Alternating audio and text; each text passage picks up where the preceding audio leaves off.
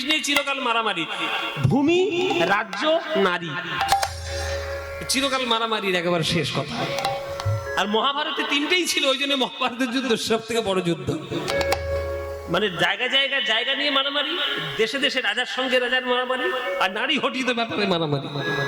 এই মেয়েগুলো সব দেখো কীর্তন শুনতে এসে বসেছে, একটু ভালো করে শুনবে। কোথায় তোর বাড়ি কি রান্না হয়েছে?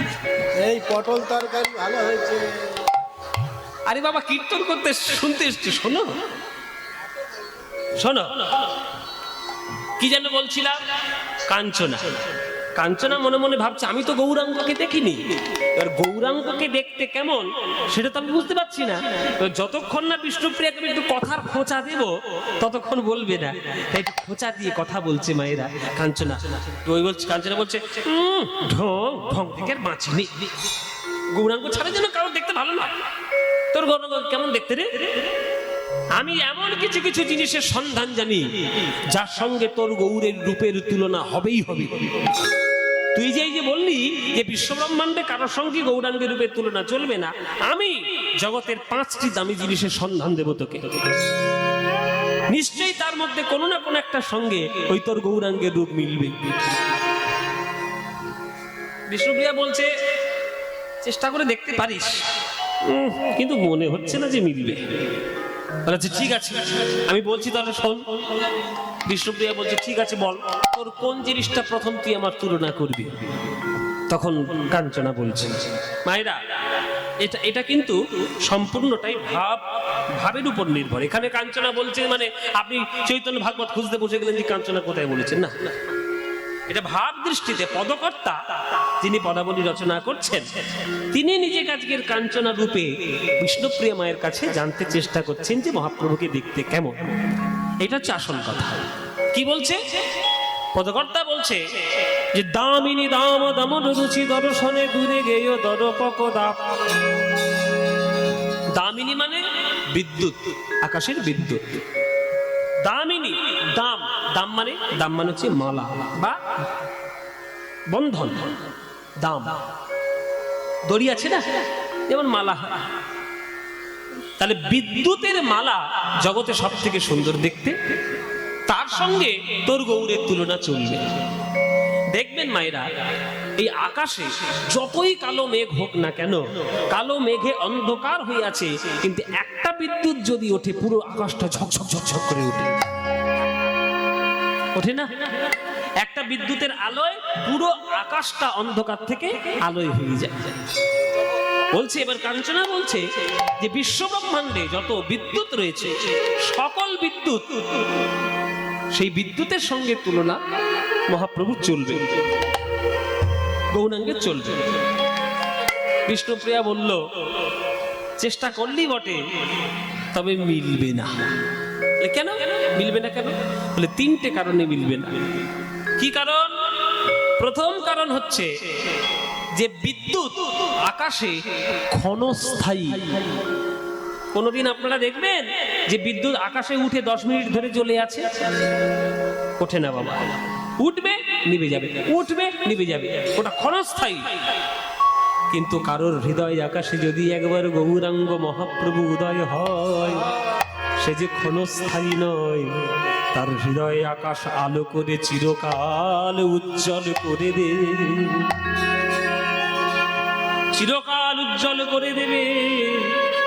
তাই গৌরাঙ্গ আমার উজ্জ্বল বরণ, উজ্জ্বল বরণ, উজ্জ্বল বরণ গৌরবর দেহম বিলসিত নিরবধি ভাব বিদেহম।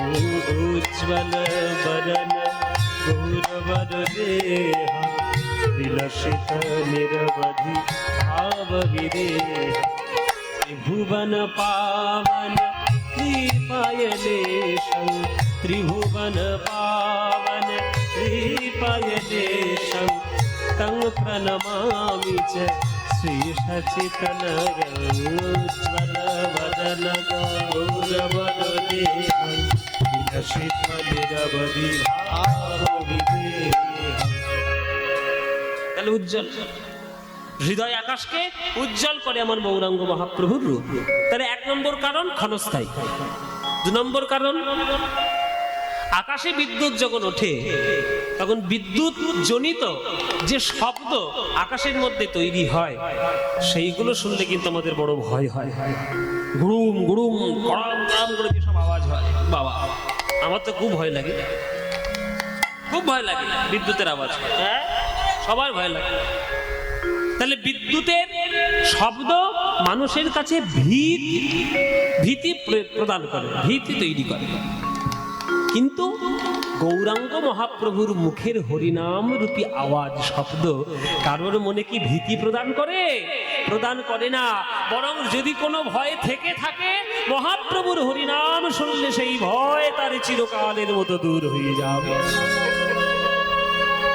তাই না? তাই হবে না। দু নম্বর কারণ, আওয়াজ শব্দ হচ্ছে ভয় প্রদানকারী। আর তিন নম্বর কারণ এবং সব থেকে গুরুত্বপূর্ণ কারণ হলো, বিদ্যুৎ যদি কারোর মাথায় আঘাত করে সে কিন্তু আর প্রাণে বাঁচবে না। এই যে দেখুন বর্ষাকাল, পেপারে কত ছবি, কত খবর বেরোবে, অমুক জায়গায় বজ্রপাতে 10 জনের মৃত্যু। তাহলে বজ্রপাত হলে মানুষের মৃত্যু ঘটে। কিন্তু গৌর হরির হরিনাম রূপী বজ্রাঘাত যদি কারোর হৃদয়ের মধ্যে আঘাত করে, মৃত্যু কি হয়? হয়তো না, বরং মৃত্যু যদি কারোর হয়েও থাকে, হরিনাম রূপী বিদ্যুৎ তার দেহের মধ্যে প্রাণ ফিরিয়ে দিতে পারবে। এর প্রমাণ গৌরাঙ্গের জীবনে আছে। কি বাবা, সেই যে শ্রীবাসের ছেলে চঙ্গনে কীর্তন করতে করতে শ্রীবাসের ছেলে মরে গেছিল, মহাপ্রভু হরিনাম রূপী মন্ত্রের দ্বারা তার মৃতদেহে প্রাণের সঞ্চার করিয়েছিল। যদিও প্রাণ ফিরে পেয়ে শ্রীবাসের ছেলে যে চিরকাল বেঁচেছিল তাও নয়। শ্রীবাসের ছেলে প্রাণ ফিরে পেয়ে বলল, বাবা কেন তুমি জগতে ফিরিয়ে নিয়ে এলে? এই জগৎ আমি মহাপ্রভুর হরিনামের জন্য ফিরে এলাম বটে, তবে জগতের মায়া আর আমাকে স্পর্শ করবে না, আমাকে বিদায় দাও বাবা। তাহলে তিনটে কারণে বিদ্যুতের সঙ্গে তুলনা হবে না। হ্যাঁ, তাহলে কাঞ্চনা একটা তুই হেরে গেলি, হ্যাঁ তুই তর্ক ছাড়বে না, তুই তর্ক করবে। তাহলে এখন আমার হাতে 4টে অস্ত্র আছে, আর কিছু না কিছুর সঙ্গে মিলবে। তাহলে ঠিক আছে, তাহলে চলো দেখি তোমার পরের জিনিসটা কি। পরে তুমি কার সঙ্গে তুলনা করতে চাও? তাহলে শোন, শোনো কুসুম তাহে কোন কোনি এ রে, শোনো কুসুম তাহে কোন কোনি এ রে, কাতর করুণ সন্তাপ ও কি আহাবরি, কাতর করুণ সন্তাপ ও কি আহাবরি প্রাতর। দ্বিতীয় তুলনা হচ্ছে ফুল, শোন কুসুম। ফুল, ফুলের সঙ্গে আগেকার দিনে পাওয়া যেত, এখনকার দিনে পাওয়া যায় না। শোন ফুল, শোন ফুলটা কার মতো দেখতে? একদম হলুদ বর্ণ, হ্যাঁ কাঁচা হলুদ আছে আপনাদের দিকে? হ্যাঁ হয়। শোন এই রে, আমি তো দেখিনি, আমাকে একবার দেখাবেন তো এই শোন ফুলটা কিরকম দেখতে। আমাদের দেশে পাওয়া যায় না বাবা। বাবা নিজে লাগিয়েছেন? বাহ, এই বাবার বাড়িতে তাহলে ঘুরতে যেতে হবে শোন ফুল দেখার জন্য। বেশ বেশ, আমাদের দেশে, আমি যে দেশে থাকি, মানে আমাদের দক্ষিণ চব্বিশ পরগনায় শোন ফুল দেখা যায় না, হয় না। হয় এতে কি হয়, এবার শোন ফুলটা একেবারে হলুদ বর্ণ, একবারে কাঁচা যে গাঁদা ফুলের যে রং, ওই রকম টকটক করছে রং, ওই রকম রং। বলে ফুলের সঙ্গে তুলনা আমার গৌর হরির হবেই হবে। বিষ্ণুপ্রিয়া বলে সর্বনাশ, তুই কার সঙ্গে তুলনা করলি? ফুল। কেন ফুল ভালো না? না, ফুল ভালো জিনিস, কিন্তু ফুলের মধ্যে কিছু কিছু থাকে যেটা খারাপ জিনিস। ফুলের মধ্যে সব থেকে দুটো প্রধান দোষ, একটা হচ্ছে কাঁটা, একটা হচ্ছে পোকা। ও মায়েরা, আমাদের ভারতবর্ষের জাতীয় ফুল কি? কি ফুল? হ্যাঁ, যেটা ডাকবেন ওই নামটা আমার, কিন্তু জাতীয় ফুলের নাম নিয়ে ঘুরে ঘুরে বেড়াচ্ছি। হ্যাঁ, এই যে পদ্ম ফুল, এই পদ্ম ফুলটা জাতীয় ফুল হতে পারে, কিন্তু পদ্ম ফুল আপনি তুলতে যান কি হবে? কাঁটা। ওই দিন আমাকে ছুরি টানবেন না, কাঁটা ফুটিয়ে দেবো।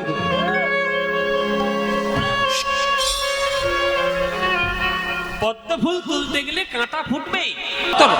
এবার প্রাতর মানে কোনটা? আমরা সকালবেলা মানে এখনকার দিনে আমাদের সকালবেলা মানে তো সকাল 10টা, এখনকার দিনে সকাল 10টা, রাত 3টের সময় ঘুমোতে যায়, ফেসবুক করে সারা রাত আর মিস কল মারে সারা রাত, সারা রাত মিস কল মেরে ফেসবুক করে 3টের সময় ঘুমোয়, তার কাছে তো সকাল 10টাই হবে সূর্য। কিন্তু সকাল 10টাটা কি সূর্য? এখন দেখবেন মোবাইলে দিয়ে দেয়, দেখবেন মোবাইলটায় দিয়ে দেয় সানসেট কখন, সানরাইজ কখন, সূর্য উঠছে কখন, সূর্য ডুবছে কখন, সব সময় মোবাইলের মধ্যে দিয়ে দেয়। যে সময়টা দিয়ে দেয় সাধারণত সূর্য ওঠে ব্রাহ্ম মুহূর্তের খানিক পরে। এবার ব্রাহ্ম মুহূর্ত কাকে বলে? ভোর 3:30 থেকে 4:30 সময়টা হচ্ছে ব্রাহ্ম মুহূর্ত। শাস্ত্রে সেটাই নির্দেশ রয়েছে, 3:30 থেকে ভোর 4:30 এই সময়টা হচ্ছে ব্রাহ্ম মুহূর্ত। এই ব্রাহ্ম মুহূর্তের পরেই সূর্য উদয় হয়, সেটাই হচ্ছে প্রাতঃকাল। এবার ভোরবেলা সেই সময় যে সূর্যটা ওঠে, সেই সূর্য ওঠা দেখার জন্য কত হাজার হাজার টাকা খরচা করে কাঞ্চনজঙ্ঘায় যাই বলুন তো।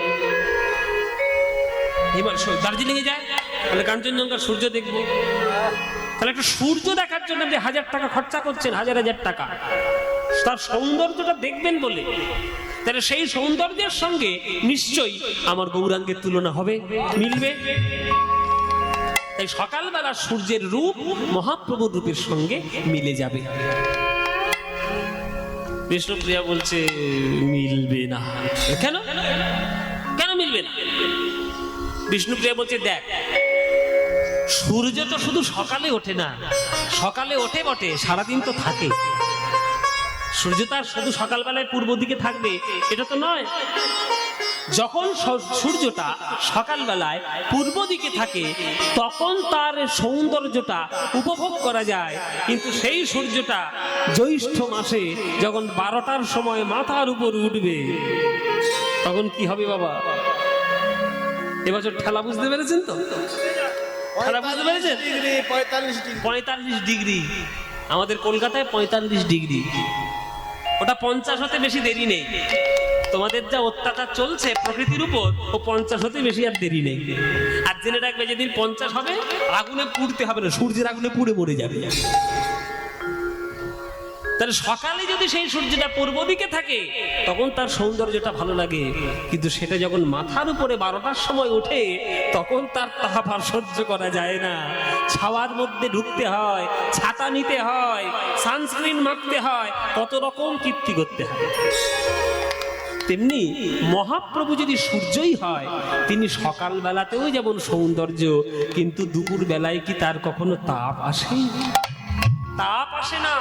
বরং তোমার হৃদয়ে যদি 3টে তাপ থেকে থাকে, আদি ভৌতিক, আদি দৈবিক, আদি আত্মিক, সেই 3টে তাপের জ্বালা গৌরাঙ্গ মহাপ্রভুর সূর্য এসে ওই তাপের জ্বালা দূর করে দেয়। তাই সূর্যের সঙ্গে তুলনা চলবে না।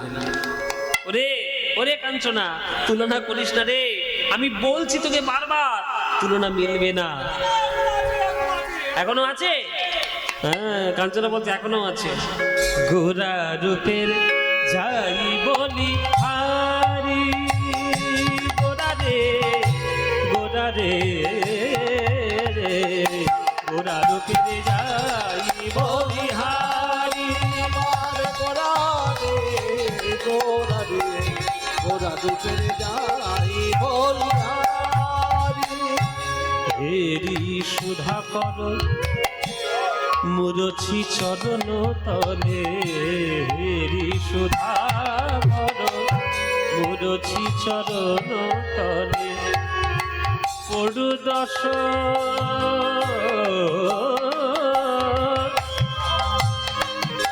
পানি জামা রে সারি নি নি নি নি নি নি নি নি নি নি নি নি সারি সারি পানি সারি নি দবা দবা গরে, মগরে মগরে নি দবা দবা মগরে নি দবা দবা মা পানি নি নি নি নি নি নি নি নি নি মগরে মারে মামা মাপা মাগারে গারে সানি পানি সারে নি সানি দানি দাবা দাব মাপা ধাপা মাগারে মাপানি নি সা মাপানি নি সা মাপানি নি সা হেরি সুধা কর। 4 নম্বর জিনিস কাঞ্চনা বলছে আমার কাছে 4 নম্বর জিনিস, হেরি সুধাকর। সুধাকর, সুধাকর মানে সুধাকর মানে কি? চাঁদ, সূর্যের অপোজিট চাঁদ। হেরি সুধাকর মুরছি চরণ তলে, হেরি সুধাকর মুরছি চরণ তলে।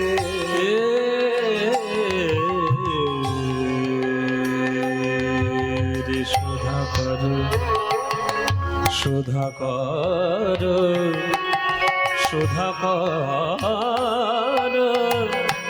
সুধাকর সেদি সুধাকর মানারে সুধাকর সুধাকর মুরছি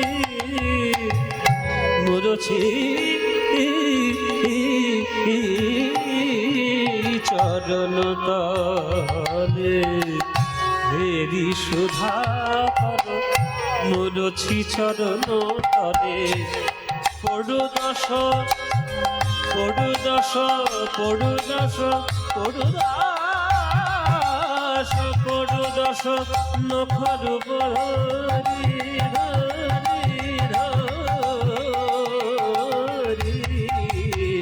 গোরা রূপের যাই বলিহারি আমারে গোরারে গোরে গোরা রূপের যাই বলিহারি আমার গোরারে গোরারে গোরা রূপের যাই বলি গোরা রূপের যাই বলিহারি গোরা রূপের যাই বলিহার। গোরা গোরা গোরা গোরা গোরা গোরা রূপে যাই বলিহারি গোরা রে গোরা রূপে যাই বলিহারি গোরা রে গোরা রে গোরা রূপে যাই বলি গোরা রূপে যাই বলি গোরা রূপে যাই বলি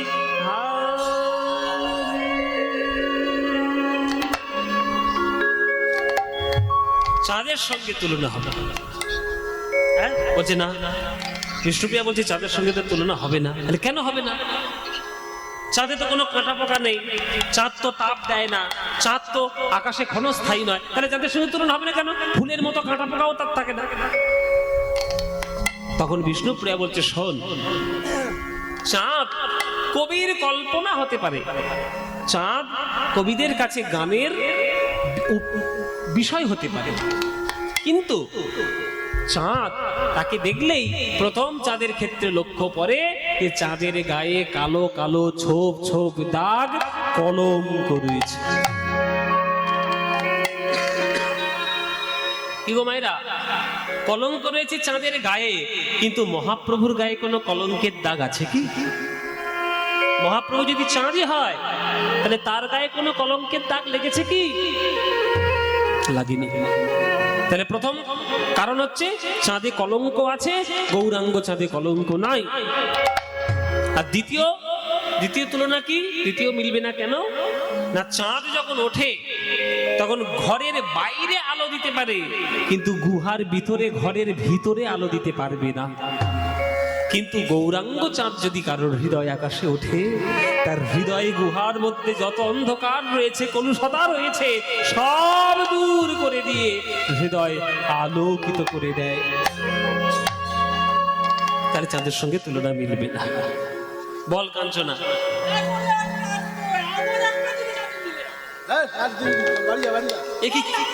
বাড়ি যা, ওরকম করিস নি, বাড়ি যা। এই বাড়ি যা, বাড়ি যা, বাড়ি যা, বৃষ্টি পড়ছে, মাথা গরম হয়ে গেছে, বাড়ি যা। দেখেছো, তবু তর্ক ছাড়বে না। দেখবেন যারা তর্ক করে তারা এরকমই করে, হ্যাঁ, যারা তর্ক করে তারা এরকম করে। মানে তর্ক তবু ছাড়বে না, কিন্তু হেরে যাবে। কাঞ্চনা বলছে এখনো আমার হাতে একটা জিনিস আছে। বলে কি? হ্যাঁ কি আছে? বলে শোন, এমন একটা জিনিস তাপ দেয় না। ও মায়েরা, তোমরা এটা ভালো করে শুনবে, কেননা এটাই তোমরা বেশি ভালোবাসো। তাপ দেয় না, কাঁটা পোকা নেই, তার মধ্যে কখনো ওই ক্ষণস্থায়ী নেই, হ্যাঁ, আর তার মধ্যে কোনো কলঙ্কও নেই, তবু এত ভালো। ছেলেরা ভালোবাসুক বা না বাসুক, মেয়েরা কিন্তু একেবারে গায়ে জড়িয়ে রাখে। তোমায় বলবো, বলো দেখি কোনটা। দেখেছো, এক ধাক্কায় বলে দিয়েছে সোনা, তার মানে ভালোবাসা। এখানে যাদের বিয়ে হয়ে গেছে আর যাদের হব হব করছে, এখানে যাদের বিয়ে হয়ে গেছে আর যাদের হব হব করছে, জেনে রাখো প্রতি বছর অন্তত বিবাহ বার্ষিকীতে 2 লাখ টাকা করে জমা করে রেখে দেবে।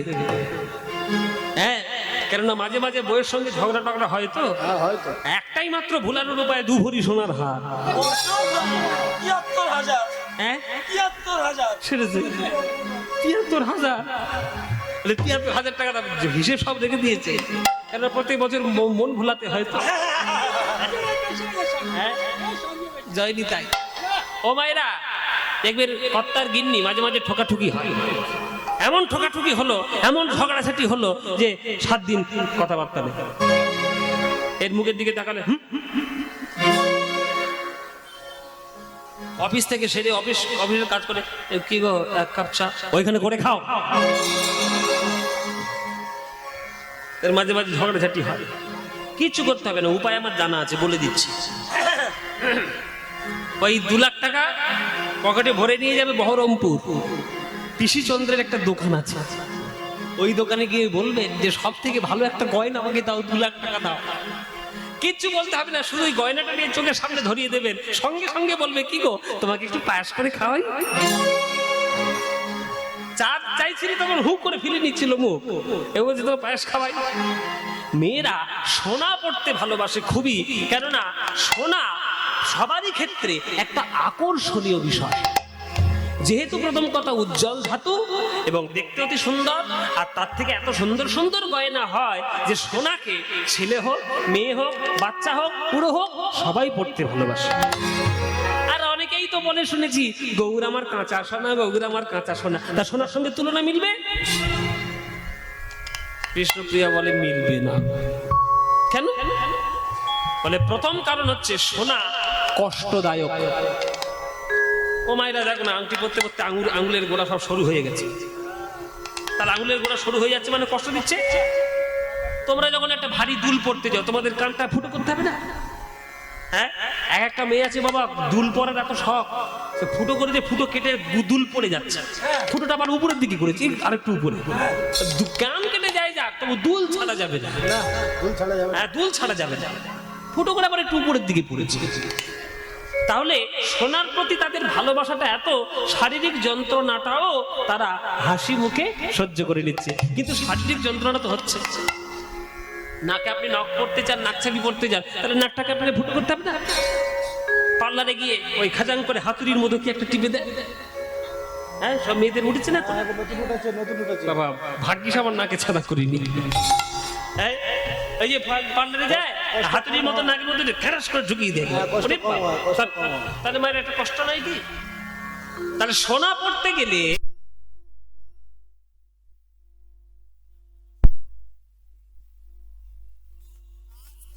কারোর কোনো শরীরে কোনো যন্ত্রণা হয়েছে কি?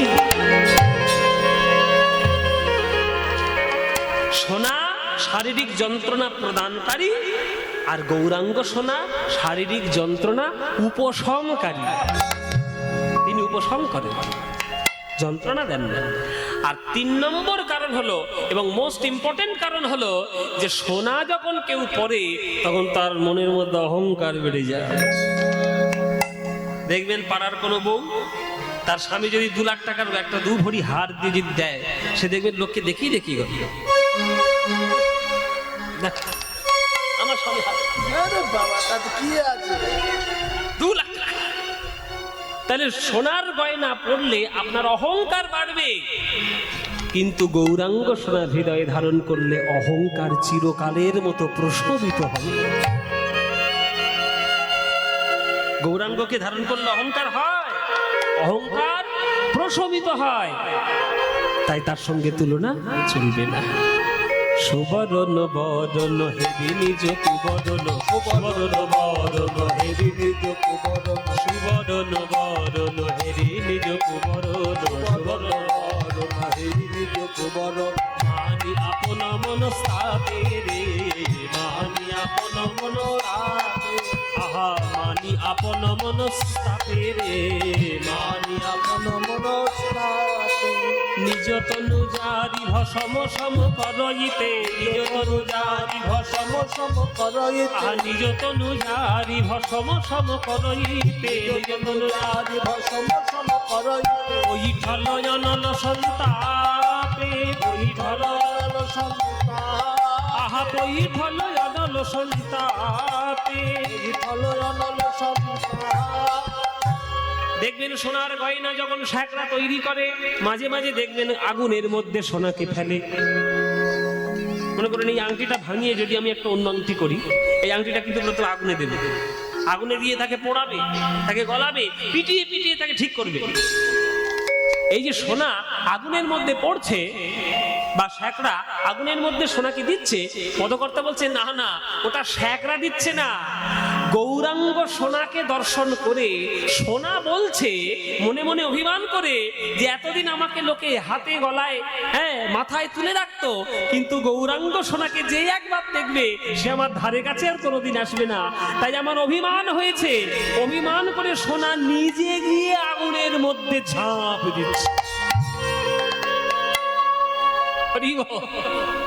সোনা নিজে নিজে আগুনের মধ্যে ঝাঁপ দিচ্ছে। কেন?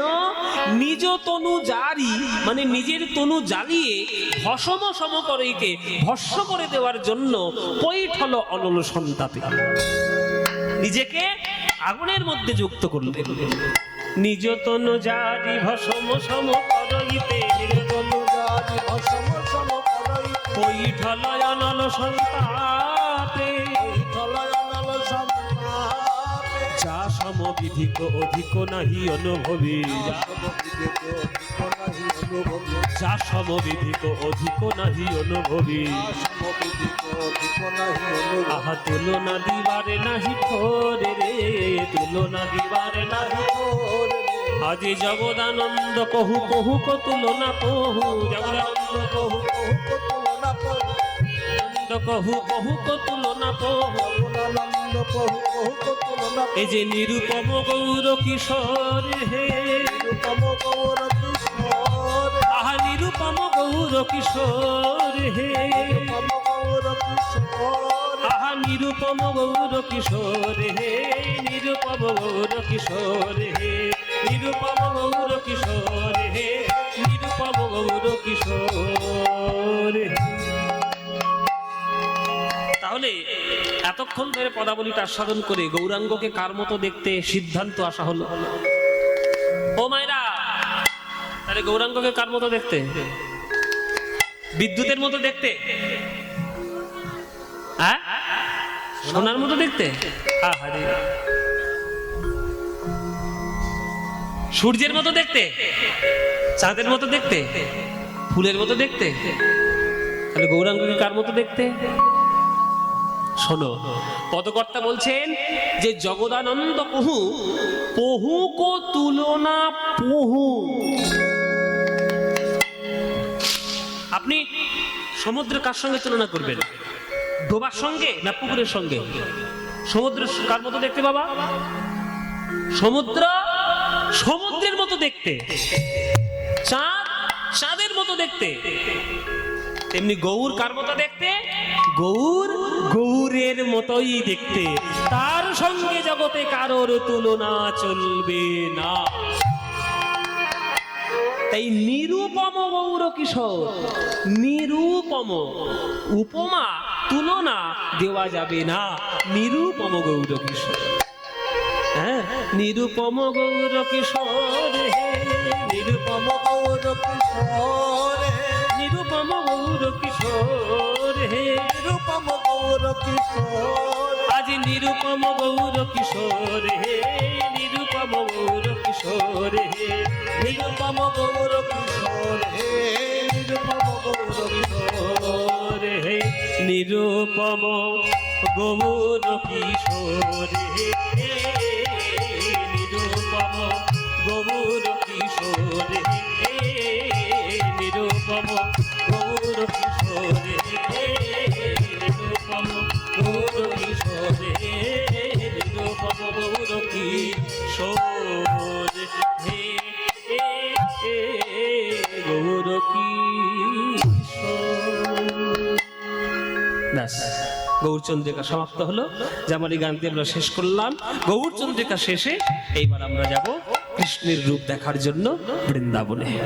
তাহলে তখন আমরা গৌরাঙ্গ মহাপ্রভুর একটা ছবি দেখতে পেলাম, এইবার আমরা দেখব কৃষ্ণের ছবি বৃন্দাবনে গিয়ে। তাহলে চলুন সবাই মিলে একটু বৃন্দাবনে যাই। চলুন মায়েরা, বাবারা, আপনারা যারা যারা গান শুনছেন, কারা কারা বৃন্দাবন গেছেন হাত তুলুন দেখি। আরে অনেক- বৃন্দাবন অনেক অনেকে তবে এতগুলো গিয়েছে, বাহ, এই যে অনেকে গেছি গো, বাহ, গৌরহাটির লোকের পয়সা আছে ভালো, বৃন্দাবন যাচ্ছে। বলে বাবা যে কটা হাত তুলেছে আমাদের গ্রামের নয়, সব বাইরের লোক। গ্রামেরও আচ্ছা, এই যে তোমরা বৃন্দাবন গেছো বা বৃন্দাবন যাবে, রাধারানীর কৃপা না হলে তো বৃন্দাবনে যাওয়া যায় না, তোমার পকেটে যতই পয়সা থাক। এটা একটা জেনে রাখবেন, এটা একটা কথা, যে তীর্থে আপনি বেড়াতে যাচ্ছেন সেই তীর্থে সেই দেবতার যদি কৃপা আপনার না হয়, আপনি সেই তীর্থে ঢুকতে পারবেন না, আপনি প্রবেশ করতে পারবেন না। যেমন দেখুন কি আশ্চর্য, আমার এই বছর ঘটনা ঘটেছে। আমি জগন্নাথকে দেখতে গেছিলাম, আমি যখন ক্লাস 7-এ পড়ি, জগন্নাথকে দেখতে গেছিলাম ক্লাস 7-এ পড়ি, তখন ছোটবেলা। এতদিন সময় হয়েছে, টাকা হয়েছে, সব হয়েছে, কিন্তু যাওয়া হয়নি। কোনো না কোনো কারণে জগন্নাথ চাননি যে আমি যাই পুরীতে। এই বছর হঠাৎ একটা প্রডিউসার আমাকে ফোন করলেন যে আমি, তিনি সিনেমা বানান আর কি, তিনি ভালো ভালো দামি দামি সিনেমা বানান, খুব সুন্দর সুন্দর। তিনি হঠাৎ আমাকে ফোন করে বলছেন যে আমার এই বছর একটু মনে উদয় হলো, একটু ভাবনা জেগেছে, তোমাকে দিয়ে আমি একটা জগন্নাথের গান গাওয়াবো, তুমি কি গাইবে? বলি বাবা, তো গাওয়ার জন্য আমি রেডি বসে আছি, জগন্নাথের গান গাইবে তো সুন্দর কথা, ভগবানের কৃপা, নিশ্চয়ই গাইব। ভালো কথা, গাইলাম, গানটা খুব সুন্দর হলো, গানটার রেকর্ডও হয়ে গেল। তিনি বলছেন একটা কথা তোমায় বলবো, তোমার কষ্ট হচ্ছে জানি, কিন্তু তোমায় একটা কথা বলি। বলুন। এই গানটার শুটিং, ভিডিও শুটিংটা যদি তুমি একটু পুরীতে গিয়ে করে আসতে পারো তাহলে খুব ভালো হয়। তাহলে এতদিন আমার সময় হয়নি, এবছরই সময় হলো। আর যেদিনটাই বলেছেন সেই দিনটাই আমার ফাঁকা, লন্ডন থেকে ঘুরে এসে ওই দিনটাই আমার ফাঁকা আছে, আমি সেই দিন শুটিং করতে পারবো। চললাম জয় জগন্নাথের নাম নিয়ে, চলো একটা গান শুটিং করার জন্য পুরীতে যাই। 20 বছর পর পুরী সমুদ্রে গিয়ে আবার প্রণাম করে এলাম, জগন্নাথের রথটা ধরে একটু মাথায় ঠেকালাম, মন্দির দর্শন করলাম। যদিও স্নান যাত্রা হয়ে গেছে তো এখন আর মন্দির তো বন্ধ, এখন তো কাউকে ঢুকতে দেওয়া হবে না। এখন জগন্নাথের জ্বর হয়েছে, স্নান করে জ্বর হয়েছে, হ্যাঁ, তারপরে রথযাত্রার দিনে তবে তিনি বেরোবেন, এখন তো মন্দির বন্ধ। কিন্তু পুরীতে আমার যাওয়া হলো। তাহলে এই যে হলো, এটা আমার ইচ্ছা হলেও এতদিনে হতো না, কেননা যতক্ষণ না জগন্নাথ চাইবেন ততক্ষণ আমার যাওয়া হবে না। তেমনি রাধারানী যতক্ষণ না চাইবেন ততক্ষণও আপনার বৃন্দাবনে প্রবেশ করা হবে না। বাবা কি যে গানটা গান করে সর্বনাশ, মা খাবেন নাকি? একদম নয়, একদম নয়। ওই গান আমার গাইলে আবার কপিরাইট করে যাবে। ওই গান যে গান গাইছে তার পারমিশন নিতে হবে যে দাদা তোমার গানটা আসলে গাইবো কিনা। গান গেয়ে তার পারমিশন নিলে তবে গাইতে পারবো। এটা আমাদের একটা এথিক্স, এটা একটা আমাদের নিয়ম যে কোনো প্রডিউসার কোনো খরচা করে যদি তোমাকে কেউ গান গাওয়ায়, সেই গানটা তুমি পাবলিকলি সে যতক্ষণ না অনুমতি দিচ্ছে গাওয়া যায় না। আপনারা সেই গানটা শুনতে পাবেন রথের দিন সকালবেলা, সেই গানটা রিলিজ হবে। আপনারা আমার ফেসবুক পেজে যাবেন, ফেসবুকে চলে যাবেন, আমি সেই গানটা শেয়ার করব, সেই গানটা সবাই শুনতে পাবেন। খুব সুন্দর গান হয়েছে, ভীষণ সুন্দর। বাংলাতে জগন্নাথের নিয়ে কোনো লেখা গান খুব একটা পাওয়া যায় না। সবাই জগন্নাথ স্বামী নয়ন পথগামী গান গায়, শ্লোকগুলো গায়, কিন্তু নিজের লেখা গান এটা পাওয়া যায় না। কিন্তু তিনি লিখেছেন, তার লোক লিখেছেন, খুব সুন্দর গান হয়েছে, আপনারা শুনবেন। রথের দিনে, আচ্ছা আর একটা খবর দিয়ে দিই, রথের দিন সকালবেলায়, সকাল 7টা থেকে, রথের দিন সকালবেলায় 7টা থেকে আকাশ 8-এ, আকাশ 8 চ্যানেল আছে, আকাশ 8-এ আমার অনুষ্ঠান আছে লাইভ। সামনে রোববার, এই সামনে রোববার রথ করেছে, এই রথের দিন সকাল 7টার সময় আপনারা সবাই দেখবেন আকাশ 8 চ্যানেলে, আকাশ 8 চ্যানেলে আপনারা রথের দিন 3.5 ঘন্টা অনুষ্ঠান হবে, 3.5 ঘন্টা, অনেকক্ষণ বেশ সুন্দর সঙ্গে বসে বসে দেখতে পাবেন। আমার সঙ্গে একজন ভাগবত পাঠক থাকবে তমাল বলে, ও জগন্নাথের কিছু লীলা বর্ণনা করবে, আর আমরা ভক্তিগীতি কিছু গান গাইব। সেই অনুষ্ঠানটা রথের দিন সকালে হবে, আপনারা দেখবেন। আমার হঠাৎ করে মনে এলো তাই বলে দিলাম। চলুন তাহলে আমরা এবার রূপ দর্শন করতে বৃন্দাবনে যাব, সবাই মিলে একটু বৃন্দাবনে যাব। চলুন মায়েরা, বৃন্দাবন যখন যাব, বৃন্দাবন যাওয়ার একটা গান গাইবো নাকি না?